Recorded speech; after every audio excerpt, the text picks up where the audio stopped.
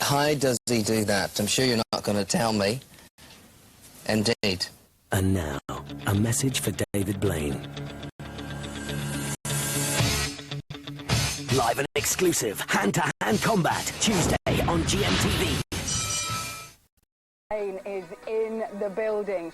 He arrived half an hour ago for his rematch with Eamonn here, and there's David. Yeah. He's getting ready to go head-to-head. There he is. You can tell it's him because his lips don't move. He's looking good. He's not looking particularly excited. But is that him, Fiona? Is that? How do we know that's really him? I'll go and do a personal examination if you'd like. Okay. Well, he's not excited by that either. I tell you what, see today, look, catch me out. All these pages, questions. And I won't be saying anything because I'll end up with a broken arm if I do. You could be, well, that's what you said to me yesterday. It was witnessed by millions of viewers. People know that you weren't there in my hour of crisis. My 5 minutes, it seemed like an hour of crisis. Viewers, good morning. David Blaine, the rematch, as they say in Stingray. Anything can happen in the next half hour. Good morning to you. Good morning. Now, you're speaking. Yeah. First of all. Well, we've established it now. Are you going to let me get a word in edgeways this morning? Absolutely. Right, well, that's what I'm worried about, really. The thing is, David, what happened the last time we met? I mean, was it personal? What? Oh, it was like 6 a.m. for me, or 7 a.m., so I'm usually tired at that time. Me too, mate. I've got news for you.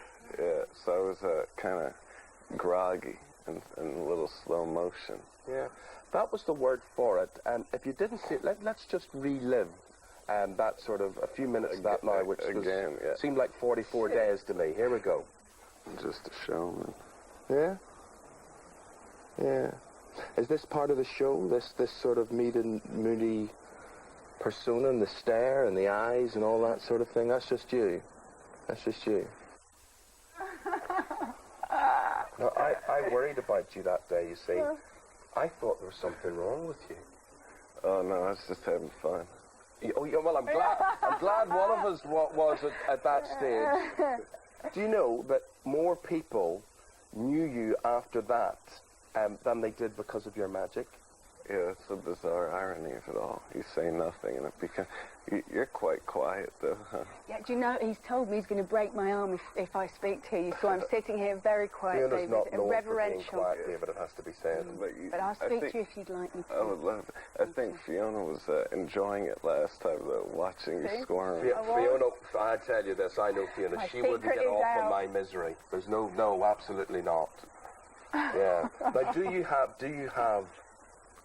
the eye with you this morning? Oh, no, it came off. It came off? Come on, that's 2 years ago. What? So, wait a minute, the eye doesn't come everywhere with you? I mean, you're not under the protection of the eye? Was that a lot of bull as well? I mean, the eye isn't really there? Oh, yeah, no, that was a joke 2 years ago. It came up. It was all a joke, and you took it so seriously. People used to have St. Christopher's and whatever. I now go everywhere. You want to see where I have this tattooed on your words? That'll not come off in a hurry. When I was in the box, I had so many people do this over and over to me. Yeah. It was like, and they even made stamps where people would get the eye stamped on their hands. The eye? Yeah. You look good after. You look younger now than you did when you came to see us 2 years ago. Oh, thanks. I didn't shave the other time. No. Oh, we know. Yeah, but that is if, you know what everybody's saying, that is if it was you in that box. Oh, no, I don't even know who that guy was in there. Yeah. So you may not be joking.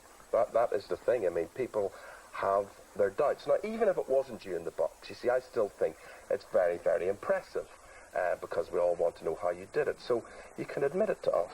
Well, I've got this is top secret, but I've got a Pakistani double, and he was in there the whole time. I think he was longer hair and really skinny.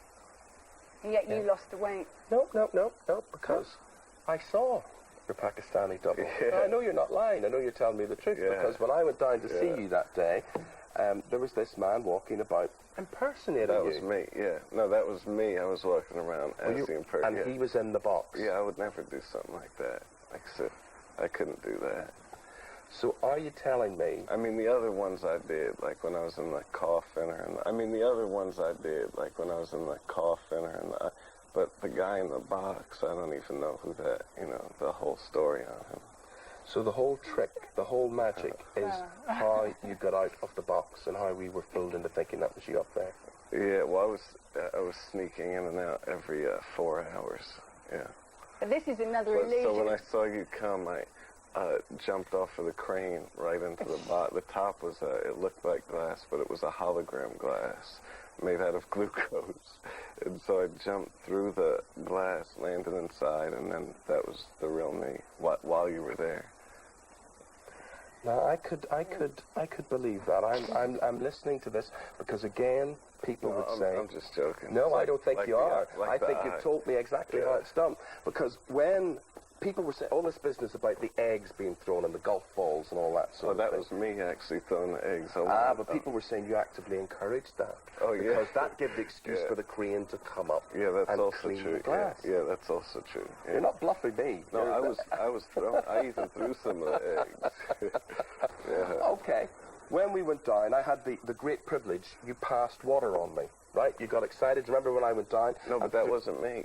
Well, the person in the box passed water, right? Right. And we were doing that for the purposes of testing the water, and you were quite open about that, about testing the water. Right. What you weren't open about testing was your urine. Oh, I was completely open about that. Well, it went to one scientist, didn't it? It went to one source. No, well, except the doctors actually preserved it and saved it. It's at the London Independent Hospital, I believe. Yes? Yeah, I was adamant. I was actually annoyed that they didn't give it to that guy, Terry McDonald or whatever. Trevor McDonald. Yeah, He's a sir. Yeah. Yeah. No, I was annoyed that they didn't give it to him when he came. I found out afterwards, yeah. Well, I'm sure Sir Trevor would look forward to receiving a capsule off your wee at any stage in the post. But is that now preserved for future generations, David, to test the thing? No. The doctors that are studying sort of malnutrition are using it because it's rare that you have a healthy person that is deprived of all things, so they're using it to study it, to help people in hospitals. Well, however you did it, respect to you on that. We've got more to talk to you about, lots more, from the great man himself, if he doesn't disappear. Right after this short break, don't go away. I'm glad to say that David Blaine has not disappeared. The master magician and illusionist is still with us this morning. I hear that there's the David Blaine doll available in the shops. Oh, yeah, it's a full-size doll. It looks exactly like me. Lovely. And if you buy that for Christmas, how long would that take to get out of the box? No, if you put liquid on it, it evaporates. The London crowds, a lot was made of the reception that you got here, that it was somewhat different than what you were used to in America. Have you anything to say about the people that turned up to see you? I mean, no, they were amazing. The only difference was I think the press, because it was so long, looked for the negative stories to kind of make it more interesting, but... Were you not scared or spooked by what was going on, things being thrown? No, not at all. If I was to do it again, I would do it identically. The only difference I would make is I would have a camera right here so everybody could have seen what I saw, because late at night you would see couples in business suit, a business suit and his wife having sex in front of me at like 4 a.m. No, but I mean, there was the most bizarre things ever. Yeah, that's just the beginning of it. Well, that just kept your interest going, I'm sure, for a while. Yeah, What was Paul McCartney doing because he came to see you? Did you see him when he came down? I was asleep at that time, but I heard it wasn't as bad as the press made it out. So I think the press, to keep something this long exciting, they had full-time paparazzi waiting for me to sneak out, and I think that was the shot they were hoping for, so they didn't get it, so there was never a different story. It's okay, well, assuming that it was you then that stayed in, was there a stage where you were very, very close to giving up? There was one time, there was this kid, his name was Bam Bam, right? And he does this thing called ding, da, ding, ding, and he does it over and over for 24 hours. The only thing I heard was ding, da, ding, ding, ding, ding for 24 hours straight. And he made all the kids think that I loved it, so they would scream louder and keep doing it. And if he had done it for I'd say another half a day, I'd have quit instantly. I couldn't take it. All the eggs and the paintballs and all that stuff, that didn't really bother me. It was just scary in the beginning, like the first 2 nights.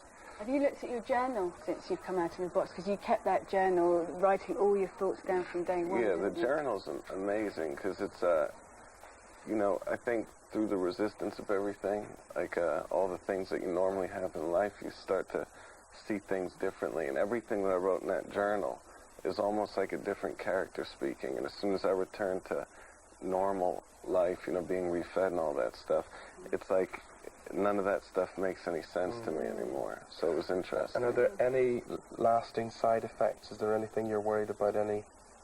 So far, it's so good. You know, my muscles all ate themselves away, and so I think I gained mostly fat back in the reprocess. But no, I'm good. Yeah. Well, listen, are we good? Are we friends now? Are we Absolutely. It's all made up. David, however you did it, whatever you did, respect. And remember, you've got me the convert now, you see? In 2 more years, it's got to be a new one, though. Yeah, but if you, honestly, how I'm going to get that tattoo removed, I just don't know now. That's the thing. You just made me do that. And thank you very much indeed. Great seeing you. Great seeing you. Thank you. David. Seconds out. I declare a draw, I think, on that one. That was a draw. Now then, Incidentally, thanks for butting in there and helping me out doing that. that was all right, wasn't it? Yeah, well, you can break my arm later. But for now, we're going to choose a winner of our competition. A holiday to Australia. This is the question that we posed yesterday. What is a didgeridoo? And it is a musical instrument, which is answer A. All the finalists are in the hat. I think David ought to cast his magic and pick a winner. Please. Okay, you can Thank show you very much. Do you want to show me? Sonia Blythe from Well Norwich. done, you're off David to Aussie picked land. you as the winner. Excellent. Congratulations. Well done, Sonia, as picked by David Blaine. Another chance to win. Here's Billy Conley.